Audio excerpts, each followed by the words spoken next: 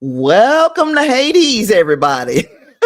Welcome to After the Snap. I'm not going to call this hell, even though it feels like I'm living in hell for the last couple of weeks, but that's a whole different story for a whole different day. I am Tasha Pierce. I am the host of After the Snap, and we are going to start talking about season 4 of Evil. This has been something that has been long awaited. This final season of Evil. We got 10 episodes. It looks like we're maybe a little bit more. It looks like maybe 14 episodes. Hey, March. Good to see you. So it looks like we got like 10 episodes, and then they stop for a little second, and then they give us 4 more or something like that. But regardless, this is it. This is the swan song for this series. And I hope we find some more too, girl. It's just me and you. Or no, it's 3 other people in here. So they might be a little shy. If you're not shy, then go ahead on and say hello. If you are shy, doesn't matter. You can continue to listen. We're gonna talk about Evil. This season, again, much anticipated. And so far, so good. They have not been letting us down. In fact, I guess I could say we are off to a hell of a start. So in season 4, episode 1, Kristen was still grappling with doubts about her divine visions, while Andy, her husband, hints at a bleak future. Then Leland reveals his plans involving that egg that he stole from Kristen. And then this Antichrist child that we are looking forward to, I guess, 38 days from the first episode in universe. So not our 38 days, their 38 days, right? All of this led to a confrontation where she mocks the idea of Leland parenting anybody, much less the Antichrist. Leland has no idea what it takes to care for an infant. And she is like, she finds that hilarious. And you know what? I do too, because my old ass is in here caring for 2 grandchildren, just a babysitter. I'm just babysitting. And that wears me out daily. So I don't know how Leland is going to handle the dang on Antichrist. Sometimes I think these kids are possessed. Now you got a real child that's really possessed. Oh, yes, Marge. I thought that was, she laughed right in his face. Like, you don't know what you just signed up for. You're going to have to be up at 3 and 4 o'clock in the morning with the Antichrist. Lord have mercy. So tensions rise as Kristen bans her mother from her home due to her involvement with Leland. And her mama is still lying. She's still lying, y'all. She is like, I just took this job because I needed money. No, you took this job because you was getting piped for, excuse my vulgarity. But she was messing around with Leland, and they built the relationship, and he got in her head and he got under her skin. And from where I'm sitting, it's more about it's more than this than about money. Let me know if you look at that differently. If you think that Cheryl is telling the truth, we see it's very important for her to maintain contact with her daughter and her children and her grandchildren, which that is totally expected, normal for a grandparent to to not want to be shut out of her grandchildren's life, especially when she spent so much time with them before. But baby, you are here canoodling with the devil. You're commingling with the devil, and she don't want you around her children because of that. Anyway, amidst these family and faith challenges, because we see uh Kristen believes that if she gets rid of all the religious symbology out of her home, that it will become more science based if she puts more science stuff in the house, and that this faith and spirituality will mean nothing if she doesn't believe in it, if she don't give it any if she doesn't give it any credence, then that would mean it's not true to her. But we know that whether you believe in it or not, if it's real, it's going to continue to be real, just like science. Whether or not you agree or believe with the science, baby, science is still going to science. That's it. That's all. Yeah, Cheryl was trying to gaslight Kristen about being kicked out of the house, and she is completely on Leland's team. I agree with you, Marge. I agree there. Um, the team is the big thing in episode 1, which is called how to split an atom, BT dubs. Okay, so the big thing about episode 1 was the team investigating a particle accelerator that is rumored to open up demonic portals. Now, we have heard that in real life. If you've heard of CERN, and gosh, I guess I should have pulled that up. If you've heard of CERN, let's see. I'm going to. It's a large hadron collider. That is what CERN is, and I'm trying to make sure, trying to see where it is. Do do do do. So at CERN, the European Organization for Nuclear Research, physicists and engineers are probing the fundamental structure of the universe. They use the world's largest and most complete and complex scientific instruments to study the basic constituents of matter, the fundamental particles. It's in Switzerland, yes. So CERN is what a lot of people now believe is going to be what opens up either a black hole and sucks us all in, or it is a portal to hell. A lot of people really believe that. So I see evil playing on people's belief that CERN is a real thing. I mean, CERN is a real threat. And this is where we are. We see this Garrow, I think it's called the Garrow um particle accelerator in the universe, and they have been said, because after watching a video of a woman seemingly be sacrificed at this particle accelerator, sacrificing her in order to open up this portal to hell, David, Kristen, and Ben have to go investigate that. What is the, and I know you probably know, what is that new he's not new, he's been around. What is that new father's name though, that's in charge of their investigations? Can't remember his name. About him, something seems off. And I don't want to accuse, because I do this quite often, I accuse people of being villains in other series, and it turns out that they weren't villains, they were just odd people. So it just seems like he's a bit off. And I don't know if it's for comedic effect, because one of the things that with my recruitment video that I made to recruit people to watch Evil, one of the things that was brought to my attention, and it's because of the way I think, BT dubs, was that I mentioned that this is a psychological thriller, this is a horror, this has all of these elements of other things, but I failed to mention how it was like a dark comedy as well. And that's because I'm always looking at these sociological things and all of that, and forget that how much this show makes me laugh. Father Ignatius, thank you, Marge. Father Ignatius seems a bit off to me. And I don't know if really, excuse me for just a moment.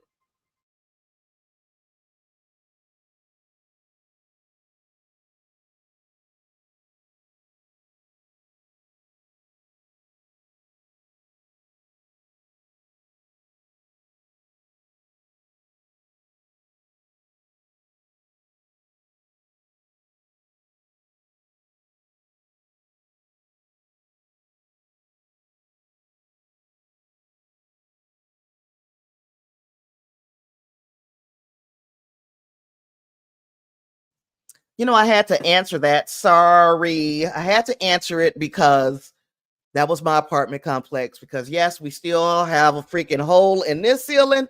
And yes, we still got a hole in the living room. So we all caught up. We know that that's what I said. Welcome to hell. We are all caught up now. I had to answer it because they're like, we're sending somebody over to fix it. Y'all been sending somebody over to fix this shit for 3 weeks. For 3 weeks. But anyway, welcome to hell.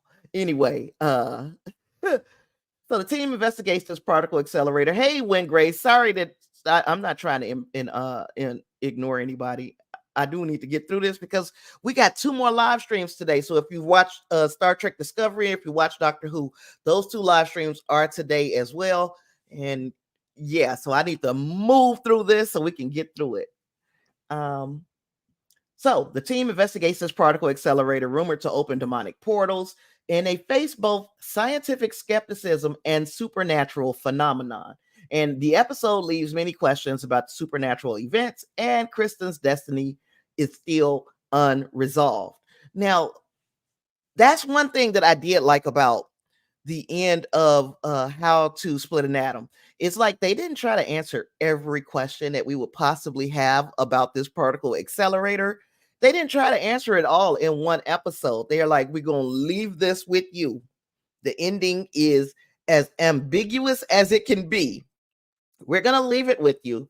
And then we'll sprinkle in connections later on throughout the season. I love how they do that.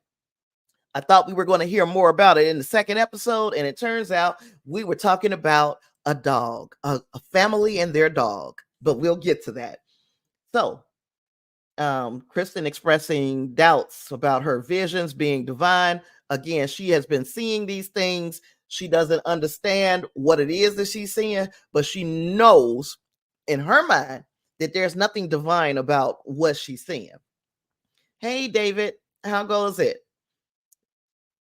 So then Andy hints at a permanent stay, possibly in a mental institution, and that is because Leland and Cheryl are still playing with Andy's mind. They've got him brainwashed. And when he hears that Feliz Navidad, Feliz Navidad. So now when he hears that song, that song, he goes into like Winter Soldier mode where he is completely at the whim of Leland, and Leland can then start implanting these thoughts. Yep. Each episode is self-contained with main character threads, and again, those little threads will pull us throughout the rest of the season, but you can watch each episode singularly, but to know what's going on throughout the entire series, you probably need to watch it episode by episode. I'm not trying to get you guys in this and you don't know the setup, right? Leland revealed that Kristen's egg was used in an anonymous transaction with this co-worker of theirs who is now carrying Kristen's egg. And this egg is thought to be the Antichrist. And I don't know if they are planning, if the egg is already the Antichrist, or if they're planning to mold this child into the characteristics of what they think the Antichrist should be. So they plan for the birth of a child destined to be the Antichrist. Kristen mocks Leland's parental future, highlighting the daily challenges of raising a baby. Hey there, Bun. Good to see you. Kristen confronts her mama about her involvement with Leland. So she thought that her mama was through with Leland, and then she sees her right there at this doggone baby shower, baby shower for this baby that's going to be born in 38 days. She bans her mother from her house and from seeing her daughters. We talked about that. Father Acosta and team are tasked with investigating the Gero research facility. They encounter scientific skepticism and superstitions about demons because part of the people who work there believe that something evil is afoot. The other part is staunchly scientific. But then there are those people who seem to be walking that fine line down the middle. Some of them are hinting at something bad, something nefarious is happening at this facility. And we've even seen what was the creature? The creature was swallowing up Kristen in the big, the never ending hole, and we saw that scratch mark where that man who was the whistleblower when he disappeared. So there are claw marks. There is something going on at Girl Research Facility, and I do believe it's evil. um, so the team investigates the facility amidst rumors of demonic activities and a sacrifice video, which I believe was real. They explore the particle accelerator's potential risks, including the creation of black holes. It can happen, I suppose, especially if you are sound on the science about this. I am not. But if you are sound on the science about this might give you pause too. It meant nothing to me because I'm like, man, them people ain't gonna open up no black hole. But we never know. We never know. So Kristen decides to stop attending mass, focusing on family time instead. So she thinks that if we stop paying attention to religion, that it'll all just go away. All of it'll just go up. But that's not the way it works. We talked about that. There are also some supernatural manifestations. Kristen and the team continue to encounter unexplainable phenomenon at the facility. The episode ends with the unresolved tensions and questions about the supernatural events and Kristen's role as the mother of the Antichrist. Um, Ben. Ben got hit by a particle beam. Is that so? And that particle beam should have killed him. It should have exposed him to extreme amounts of radiation. Instead, and it did expose him to those things, but instead of him losing his life,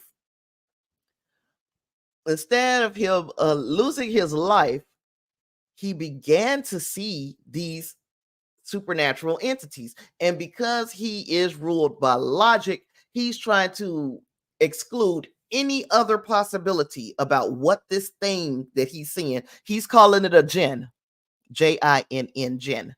He's calling it a jinn, but he's trying to do everything in his power to exclude any other possibility before he goes into this is actually a jinn.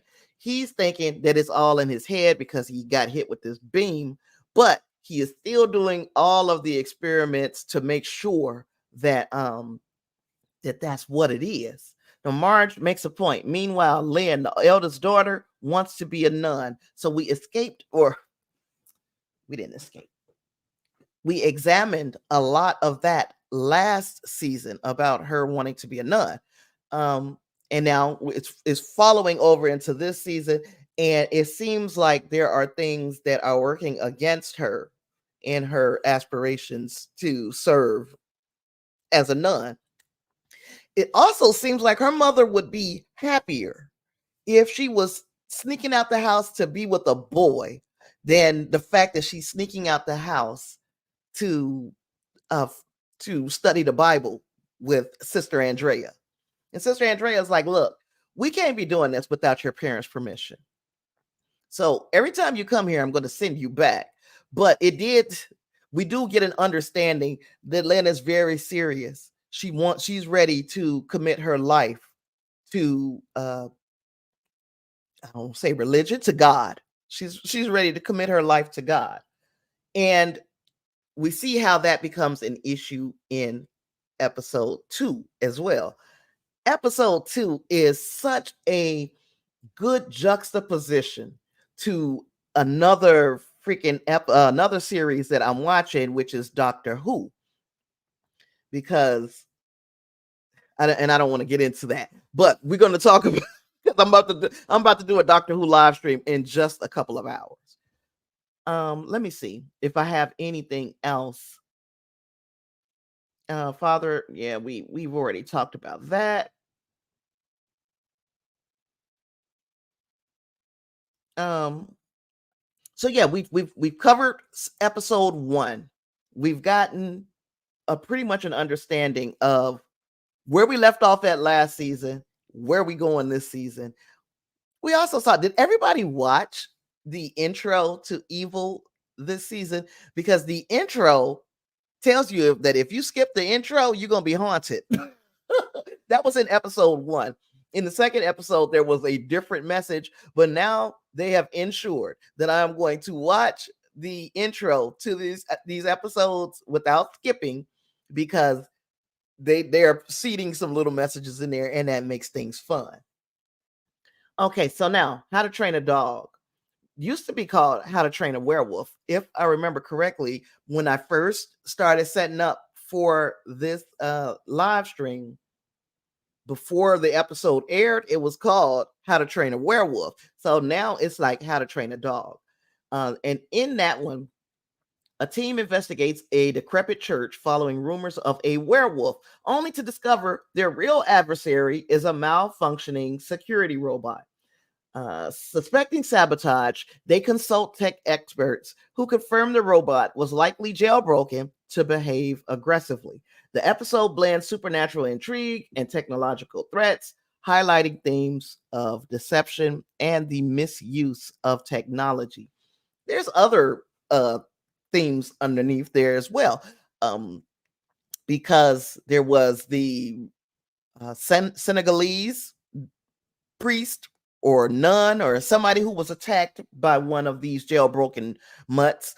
And then David Acosta himself, Father Acosta, was attacked by one of these jailbroken mutts. So everyone automatically assumed that the dog attacks Black people. And I'm not 100% sure, because I see Marge is putting it that the dog attacks Black people. And I'm wondering to myself, is it Black people or is it religious people? Is it is this dog, has it been trained to behave aggressively towards people who have a certain religion, or have a certain, because they said it was like an app on the phone, that there are people who have an app on their phone, and this dog can understand or realize that there's this app on the phone. And if you've got this app on the phone, 9 times out of 10, you're of the Catholic faith, and this dog is attacking those people because that young lady, Lynn, that dog been wanting to attack her. That little electronic dog was friendly to everybody else, but that dog has been wanting to attack her ever since she first laid eyes on it. It laid eyes on her. And furthermore, this dog is going out of its way. It's not even the same effing dog, right? It's a different dog going out of its way to attack. It's coming to the house in the middle of the night, knocking on the door. It's going out of its way to attack Lynn. And Kristen put an end to that. But let's get to in order. The team gathers around this church to investigate a series of mysterious events. According to the map, they've arrived at the right location, but the church looks unimpressive and neglected.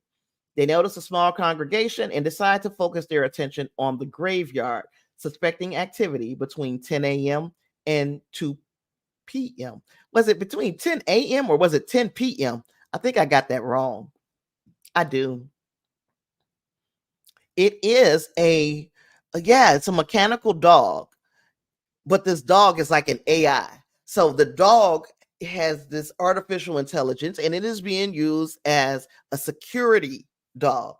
But somebody has jailbroken these dogs and made them attack people with a certain app on their phone.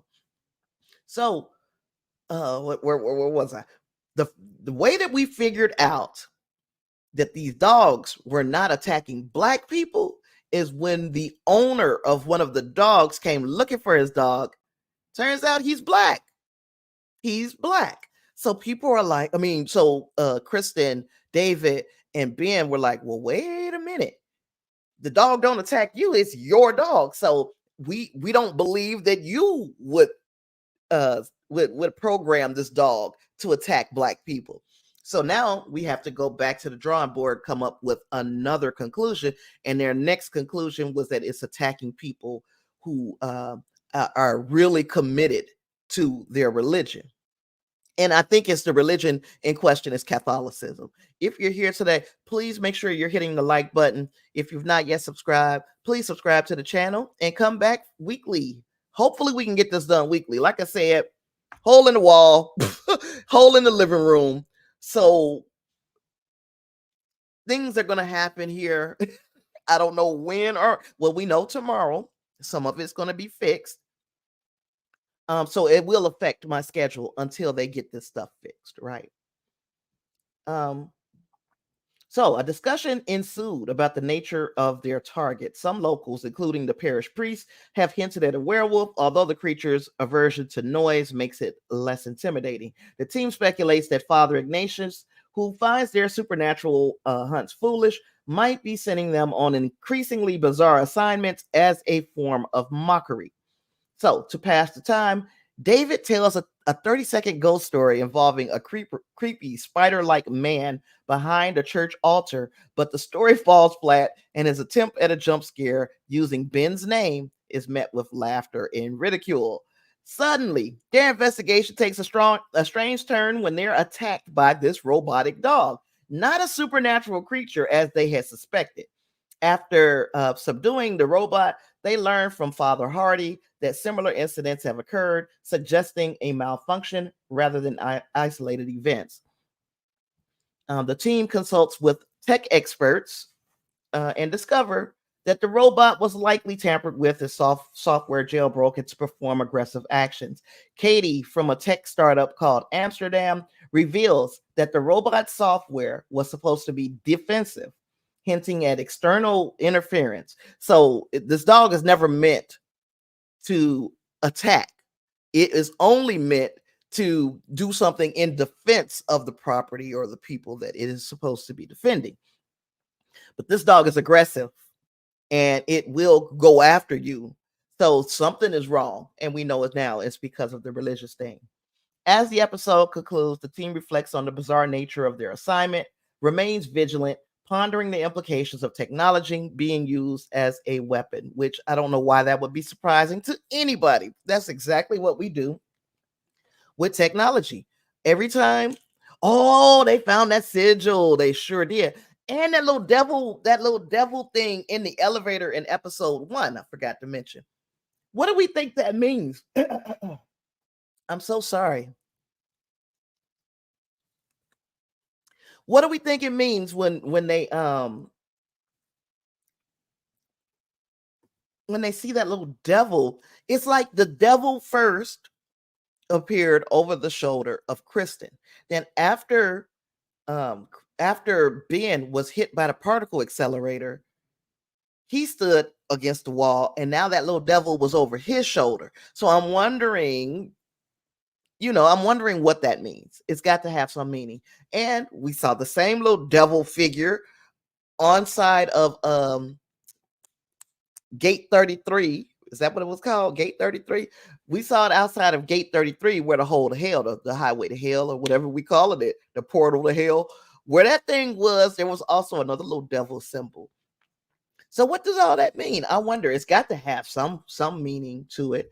Also, in episode 2, we learned that David can remote view, and the CIA, the Catholic CIA, and I don't remember what they were called, but they are definitely, they're the Catholic covert investigators. They realized somehow, and please tell me if you know how they realized that David had the ability for remote viewing, that he can be sitting in one place and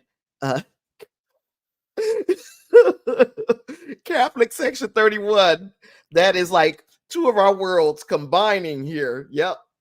Section 31 is a covert operative from Star Trek, and me and Marge are both huge Star Trek fans as well. So we got a lot in common because we both love evil. We both love Star Trek. Opus Dia, yep. But they're called something different in this series. So anyway, between 10 and 2, I thought it was 10 p.m. to 2 a.m. Am I wrong, Marge? where they were supposed to be there at 10 o'clock at night and watch the graveyard till 2 o'clock in the morning. Because I got, for some reason, I wrote 10 a.m. to 2 p.m., and I think that's wrong. And where else were we? So yeah, now that we know that he can remote view, he can sit in one location and draw with 80% accuracy. I think they said 80 to 85% accuracy. He could draw something that's going on the other side of the world, which means he is in some way seeing this. I don't know how this is going to play into anything, but we do learn that Grace, remember Grace? Yeah, that was the lady from last season that that David was sent to help, and that priest ended up getting killed.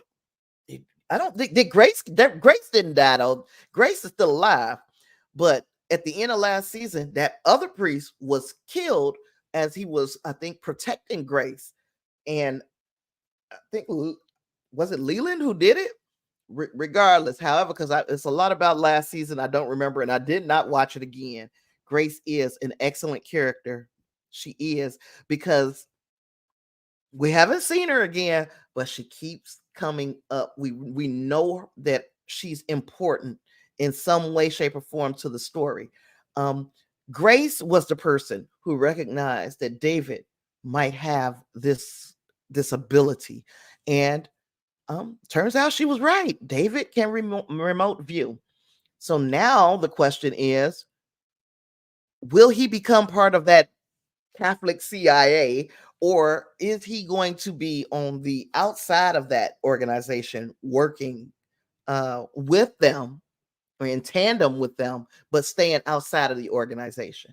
And the new priest that they introduced, I'm very intrigued by him because he is deeply entrenched in that Catholic CIA. I'm gonna keep calling him Catholic CIA. I found it now. That's what it is. Um, and he is played by, oh gosh, what is that actor's name? He played in uh Peacemaker on HBO Max, and he also played in James Gunn's was it The Suicide Squad? No, he didn't play in James. He played in James Gunn Guardian of the Galaxy Volume 3. And I like the actor, and hopefully we'll see him bring something really, really good to the mix. Um, so yeah, the children, Kristen's children, now are seeing that something is going on with dad. Dad is having a meltdown. Dad is actually realizing that when he hears that song, Feliz Navidad, that he is losing control of his own abilities. Because in the first episode, failed to mention, in the first episode, he literally was brainwashed into believing that Kristen and David had been sexually involved. And he went to David and is like, I need you to stop fucking my wife. David is like, oh, no, it wasn't me. In the meantime, Demon Kristen is sitting over on the couch like, wasn't him. I thought for a second that Andy could see Demon Kristen, but he could not. He went in there and was like, stop banging my wife. And I think he's starting to realize that he is being manipulated. Then they find those needle marks in between his toes. So even though Kristen and Andy are like, we experimented with things when we were younger, but he is not a drug addict. So why does he have these puncture marks between his toes? Demon Kristen in her schoolgirl out of Catholic schoolgirl outfit. Yes. Sitting there just being a succubus. So what's going on? Why does he have the needle marks? I thought it was more of a brainwashing, but are they chemically inducing him into this suggestible state? It looks that way. What else? And Cheryl in episode 2, she is trying to move her way up in the organization. I guess with the 60. I don't know if the organization is the 60 families, and she's trying to move her way up in this organization. Though she wants to break the glass ceiling per se. So Leland sends her out on a blank mission because he thought that she would not be able to handle this demon possessed guy who is doing the most. He's letting people, he's making it very obvious that he's possessed. And they kind of want him to be a little bit less overt about his possession. They want the demon to be a secret, right? So Cheryl goes to confront him and tell him he needs to tone it down a bit. And he hits her with, "You ain't nothing but a woman." He cussed her out, talked about, basically reduced her to her appearance, which y'all know I hate that. We are so much more than what we look like, y'all. And I'm not saying don't put effort into the way that we look, but we are so much more than that. And he reduced her to how she looked and the fact that she was a woman. And when they do that, she shows how gangster she is each and every time. They've done it to her before. She comes back stronger. She has a little moment. She has her little cry or however she feels in that moment, and then she comes back on a different mission. And she ended up cutting this guy's finger off and bringing it back to the demon big boss at the agency. And they are like, "Oh, wow, we can't believe you did that. That's remarkable. We're going to move you up. We're going to give you a corner office, except for it's in a freaking box. It's in a box. She can't even stand all the way up when she goes in the box. So she's in this box. This is how she got to work." And I'm like, they keep messing with this woman, and they realize that every time they mess with this woman, she comes back stronger. I am not rooting for Cheryl and by any means in this season. The only way that I'm rooting for Cheryl, I'm gonna take that back, is that she finds redemption. That she stops being whatever it is that she's been. Like she is she's finding too much relevance in this position with Leland, where she is being a demon. She's a assistant to Satan. If this all turns out to be Satan, I believe it is. I believe it is. And I can't wait till we get some more to this. Marge says she thought those marks were from when Andy was immobilized, and they could be. I could be reading that scene entirely wrong and thinking that it is puncture wounds from a needle, when it could just be because uh, they had him held someplace for so long, and then they let him go, and that stuff, those needle marks or whatever that was there from then. But they look so fresh. Mark says, "I wonder if the demon possessed guy is a representation of Republican extremists." Hmm. It seemed, I didn't look at it that way initially, but it does seem like he just went unhinged for out of nowhere for no reason. So it could be, or maybe symbolic of the treatment of women in general. And that's what I picked up on, was just that they had such little regard for women, but he also was cussing that man out too. So, his attorney and the other guy. So I'm like, it's something wrong with the man. Obviously, he's possessed. But is it just that this demon is just out of control? Or is it really, I'm going to be really triggered by women? There was we know that Leland has an issue with misogyny, right? And it seems like the demon guy with the horns, the boss, he's a misogynist as well. Maybe that's just an earmark of all demons. My question is this: where are we? Is this the real world, or is this somebody's crazy, bizarre dream, or are we already in hell? And these people, but then there would be no need for the Antichrist if you're already in hell. I'm confused, and I like being this way. This is not something like Star Trek or Doctor Who, where I can reach all the way back into a catalog from decades ago and be like, this fits that. So this might be the story they're trying to tell.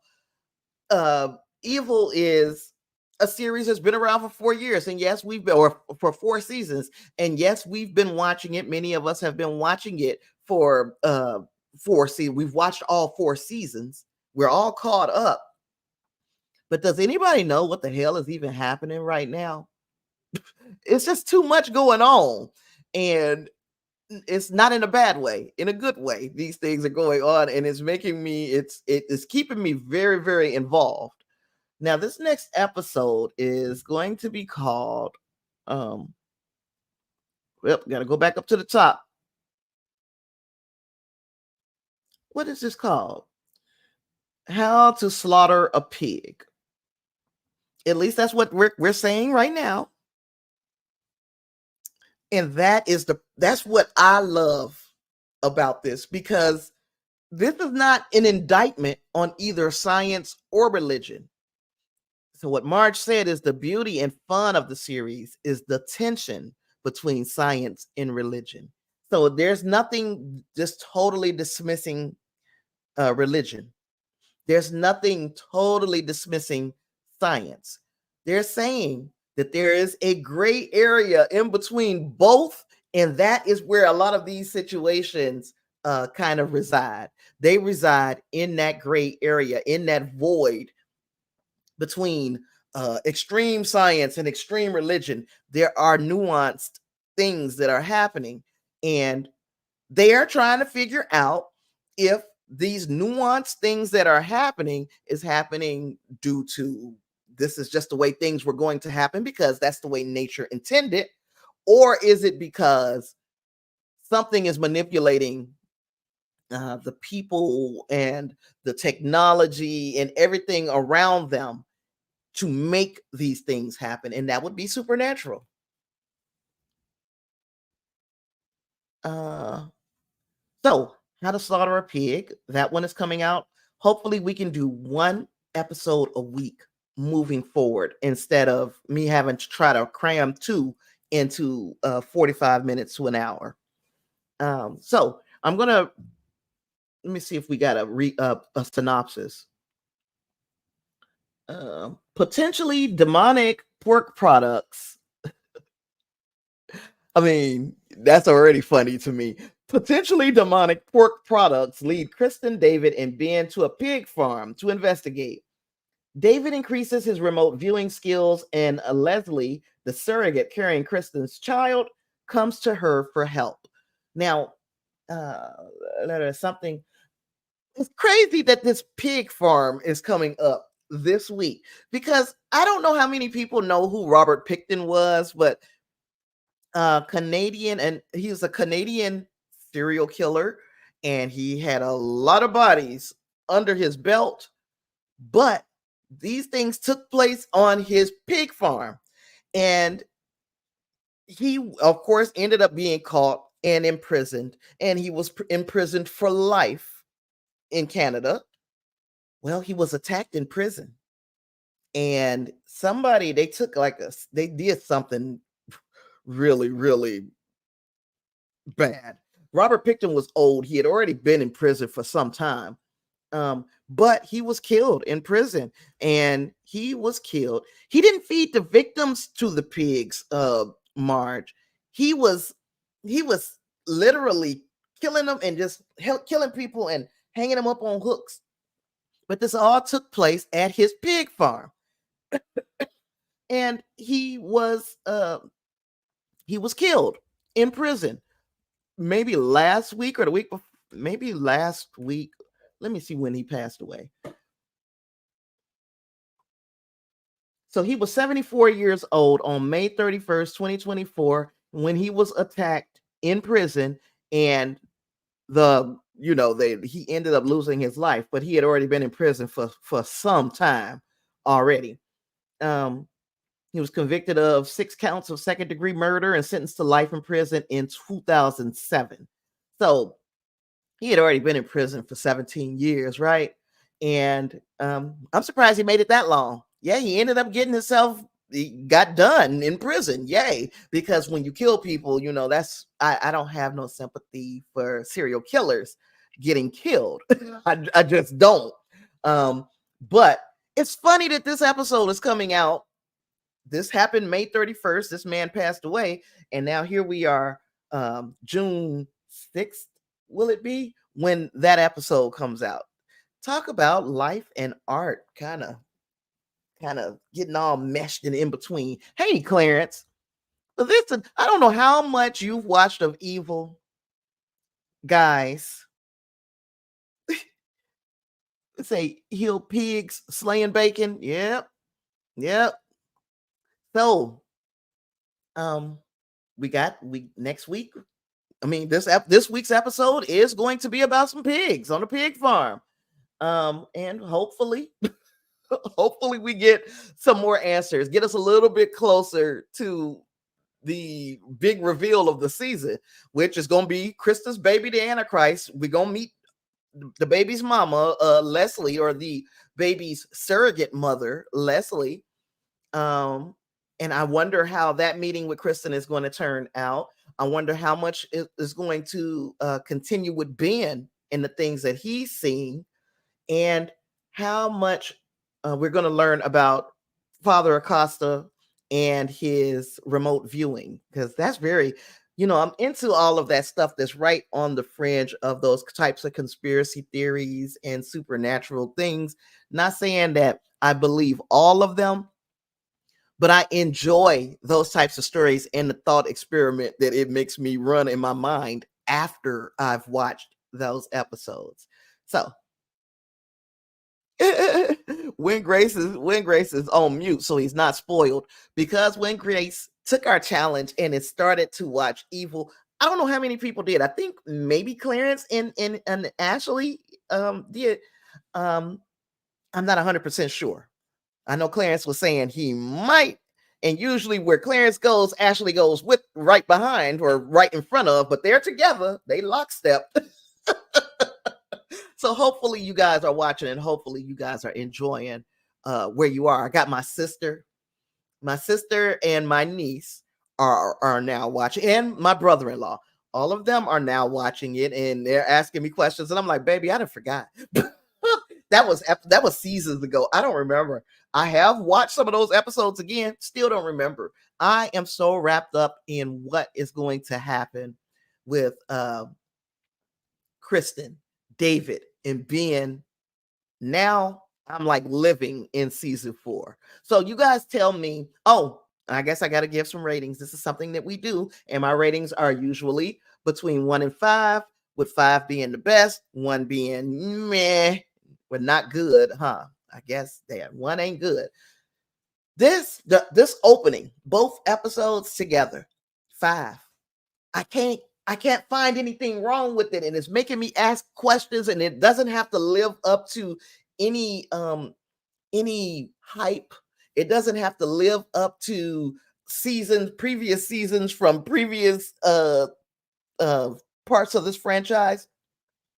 This right here is, you're in it week by week, and you just sitting here. You just got to live in that moment. We got to live in the space of Evil, and I'm doing that right now. But of course, we do still have we finished up Star Trek Discovery this week, and I'm going to be talking about that, I think, next. I don't even remember what order I got these live streams set up in.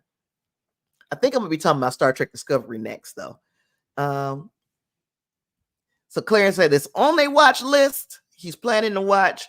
I hope y'all enjoy it. The 3 main characters and Sister Andrea carry it. But this Father Ignatius, he's becoming, like I said, I'm confused about what to think of him, because y'all know everybody who's with me for Star Trek, you guys know that I am real good at putting people in the, oh, that's a villain box because they do something that I don't like or they look away that I don't like. And I'm like, that person is a is villain. Is bad. Oh, I can't stand them. And then they turn out to be all right. Father Ignatius is rubbing me the wrong way. And I'm not saying that I think he is the villain, but he could be a villain. He could be being used in a villainous way. We see that he is a man of God, and it would be just perfect if a man of God was being used in a way that was playing for the other team, you know. So I'm keeping my eye. I said all that to say I'm keeping my eye on Father Ignatius. Uh, Barbie, you're gonna have to tell me what your schedule is at work, girl. Because, like I said, I shouldn't be doing this today. Like I said, we still got this going on. Now it's a hole in the living room. And I know y'all tired of hearing about it, and I've talked about it in this stream, but I got to keep on talking about it because number one, I still need help. I haven't gotten any, and I've gotten $10 off my GoFundMe. So thank you for the person who donated that $10. But I need help. I need help. And if anybody is in a place where you can share my GoFundMe, share my Cash App, share my videos, watch the videos, just sit back and let them videos play in the background. Just keep doing that for me. I'm not asking to be handed anything. I want to earn whatever it is that you give me. So if you can watch videos and just let them play in the background, that still helps me. That still helps me. So I'm asking for that help. So again, nothing is set in stone. I had a plan. My plan is like right here on my whiteboard. I had a plan about how I was going to do these things, and I don't know if you can see that. I had a plan about how things were going to go, but things didn't go that way. They don't go that way, and the reason why they didn't go that way is because of what's going on in my house right now. Why aren't they fixing? Why aren't they fixing things? They are not fixing things because it was raining. They thought they had the roof fixed. So the next day they were supposed to be coming to fix the hole in my ceiling. Except the next day it rained and it made it very obvious that the roof wasn't fixed because it's still leaking in my room. Then, this continued to go on. The rain, then it stopped, then it rained again, and it stopped. And they have begun to drag their feet. And they're patching shit, they're not fixing shit. Um, so yeah, they patching shit, they not fixing shit, and now it's spreading into the living room. The living room is connected by a wall to my bedroom. So all of this was where the ceiling was weak anyway, and these storms made it fall in. So anyway, we getting shit fixed though, y'all. We getting stuff fixed. Things was looking real ugly in here, but it'll get better. It'll get better. And maybe we'll come to some kind of conclusion about when is the best time to do evil and when is the best time to do Doctor Who. I think I like Doctor Who on Tuesday, and I like it to be, Monday, my regular. I like Doctor Who on Monday because I kind of like to watch Clarence discussing Who, because I've already told y'all he does discussing Trek. He's going to also be doing, he also does discussing Who with Kyle and Lee. And I love watching them, but I don't want to walk in and get tainted by the opinions. I like to just kind of form my own opinion, put it out, and then watch everybody else's reviews. So I'm not regurgitating things just because I heard it from somebody else. And even though it always feels good to watch afterwards and be like, they said the same thing I did. We watched this and we both got the same thing out of it. Or they didn't get this out of it. And girl, what was you thinking? So yeah. Oh, I love Kyle. Kyle is my favorite. He really is. I love him. Oh, thank you, Bougie. I appreciate it. You know, every little bit helps. There, I don't even care. I don't care how much. Every little bit helps, and I appreciate you guys. And again, bring some more people in here and figure out. Let's figure out what we want to talk about that other people may be interested in. Bring some other people in here because people, um, they'll help if they know something is wrong. But that's a thing I had to come become a get used to. If Clarence would probably has been my biggest supporter for the longest, and so I can say easily, Clarence has easily been 5 years and I think I could still be wrong but about how many years it's been. It could have been longer. It's been easily 5 years that Clarence has been supporting my channel. That is with his Patreon support and by being here and watching the streams. Those things help, but a closed mouth doesn't get fed. So if I don't tell people that something is going wrong, nobody knows. And if you guys know me, let me see what time it is. I don't want to talk forever because we do need to go to the next stream eventually. But if you guys know me, I have anxiety. So if I don't talk things out, if I don't say things, I ruminate. And if I'm ruminating, it leads to, I had a breakdown last year. It leads to shit like that happening. So last year, right before the breakdown, I wasn't telling people we didn't have food in this house. I wasn't telling people, and I'm not saying it now for sympathy. Okay. These kids, I'm watching my grandchildren. I'm agoraphobic, so I don't leave the house. My son and his girlfriend, they are trying hard, but as far as making ends meet and being able to put a bunch of groceries in the house so that people can that we have food to eat. I got to make sure Ashton and Amira is good. That's all I can do. Lysandra, who was in the chat earlier, I don't know if she's still in the chat, has been instrumental. She pretty much feeds me, and I'm not playing. I'm not playing. So things have been rough for a very long time. But this shit, I can be hungry. This shit, this hole in the ceiling, I can't do that. And having these babies crawling around in here and not knowing if the ceiling gonna fall on them. So yeah, Lysandra has helped. Dreamwalker bought my glasses. Marge sent me a $100 super chat. Everybody in this chat right now has helped me in some way. David, if all you do is watch, if you don't have it, I understand because I don't have it. That's why I'm gonna watch y'all stuff. And if we're gonna get you guys where you need to be as far as going to or making the hours that you need to get monetized, or I'm gonna send anybody that I got over here to you so that they can subscribe and we can get that close. All of us should be eating right now. All of us. And I intend to make sure that we do. We're going to eat off this YouTube money some way, somehow. All of us. But yeah, I don't have nothing else. I don't have nothing else. I'm going to see y'all. I've enjoyed you. I'm going to see you guys for Evil next week. And 38 days and counting, y'all. 38 days and counting. So with all that, got nothing else. See you in the next one.